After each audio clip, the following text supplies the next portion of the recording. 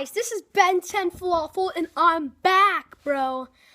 Let me just show you a cup of bucks I earned. Bucks. So, today I just got a package, and I was like, you know what? Why shouldn't I just make a YouTube video about it? My God. Money always falls.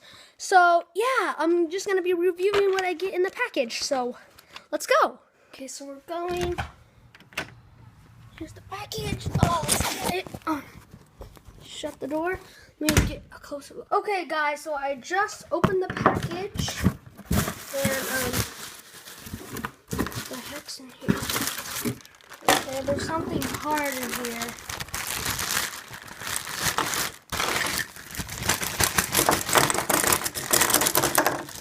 Okay, the first thing is, oh my God!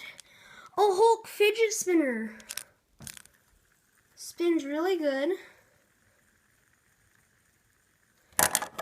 Okay, look how good it spins. Okay, tell me that does not spin good, because that is good. Okay, what's in here also? An emoji fidget spinner. Okay, let it focus.